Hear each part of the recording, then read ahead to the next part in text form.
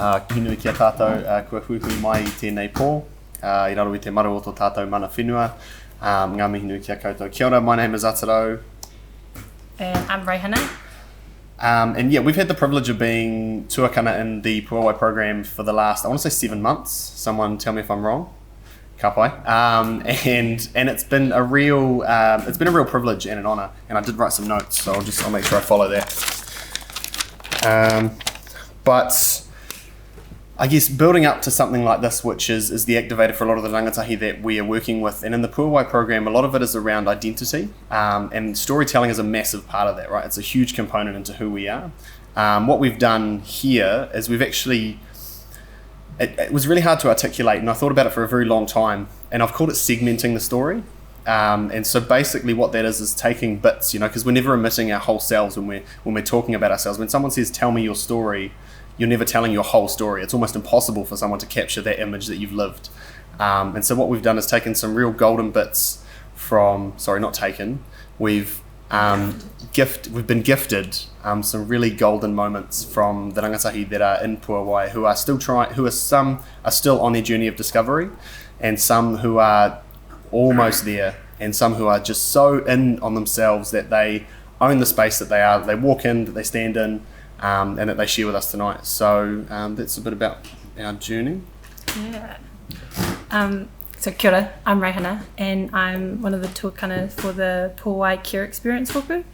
And yeah, we've had the privilege to kind of walk alongside these young people for the last 7 or so months, and I guess see them from the beginning of their journey, and really looking at them now 7 months later with all this leadership and strengths coaching and just understanding their identity and learning about intersectionality. And it's been amazing, I guess, seeing them come from this point and to where they are now. Some of them have really just blossomed, and I think that's the whole point of kind of what we're doing. So I'm really looking forward to sharing a really small snippet into their world. But I have to say, disclaimer, we just couldn't capture all of it in 5 minutes. Stay tuned for part 2 maybe. Yeah. Nice. So we'll just chuck it on and Speak to it after. Yeah, speak to it after. Now it's a click, right?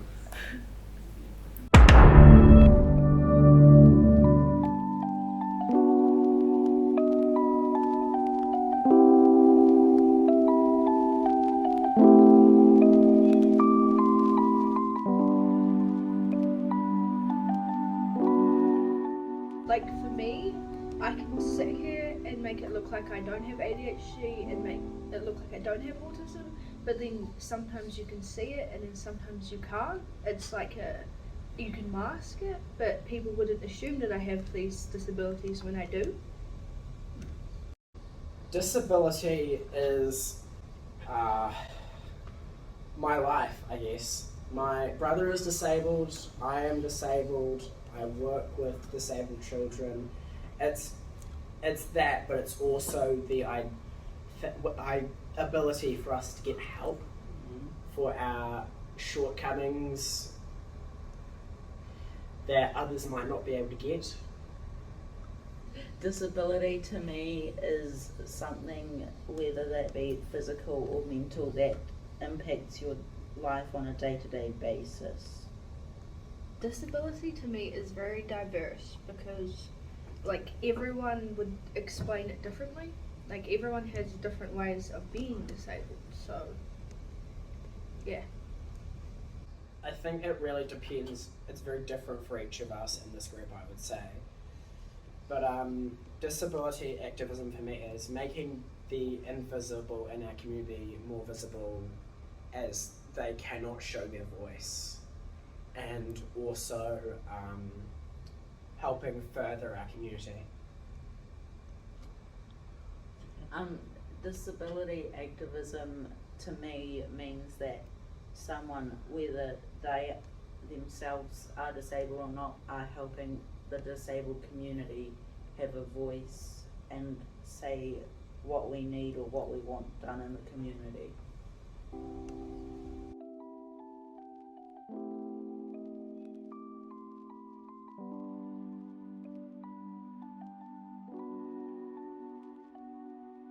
If I wasn't in state care, I wouldn't be able to do what I'm doing today, advocating for change and being on all of these leadership programs. One thing I've changed in state care is the way that social workers look at young people, and social workers and caregivers would stereotype you as attention seeking or there's nothing wrong with you, when there is something wrong. When they are vulnerable and the social worker does know that, it makes them even more vulnerable. I am still in state care, but a question that I was asking when I was struggling, am I good enough? Why do social workers think I'm attention seeking when I actually need help? It affected many relationships. When I was uplifted from Oranga Tamariki at 10, I had a lot of friends and family that surrounded me, but when I was uplifted, that all disappeared. I had no friends, I had no family around me other than my grandparents, who have been advocating to this day to help me. I lost a lot of connections with friends because I moved into state care, but also when you try and make friends and you say, oh, I'm a young person of the state, they say, oh, you're a criminal, they stereotype you as a criminal or anything. But it's the trauma that we carry, and it's why we act out the way we do. Being in the care system has taught me to harden up, basically, even though it shouldn't, but it has. I'm grateful for, I think, the people around me that supported me. Yeah, the support from my nana and granddad, and for me still being here today.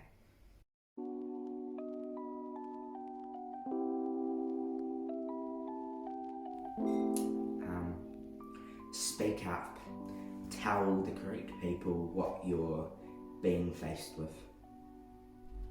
Don't let adults undermine you or strip you of your voice. What are your most powerful qualities as a young person? Qualities? I'm going to say leadership. I feel like I'm valued and listened to, but that's only after me trying to advocate for change in the care system. Social workers treated me like shit. They said I was attention seeking. They said, oh, you don't need to be in these leadership roles, you're too young, you're not mature enough.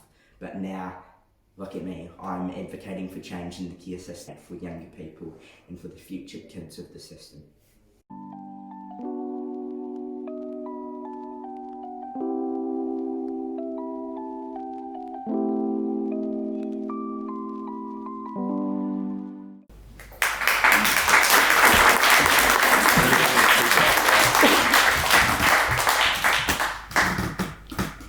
Oh my lord. Sorry. This really makes you insecure. Yeah, so that was the video. And I think the key message that I take away from listening and sitting with these young people while they tell parts of their story is you really have to hold space for people to do that, make time, and every single thing you do, just remember that they have really, really amazing things to say. And in my other role as a member of the youth advisory group for Oranga Tamariki, we can see right through the government that young people aren't heard or listened to or respected or valued enough in positions of decision making about themselves especially.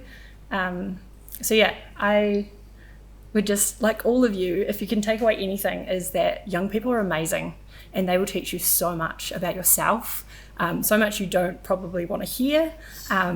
They're learning how to say it in a way that we call polite, but there's so much mana to them, and yeah, I really just hope that we can all walk away and hold space for them and open doors for them, which I think Puāwai has done a really amazing job for a whole bunch of young people.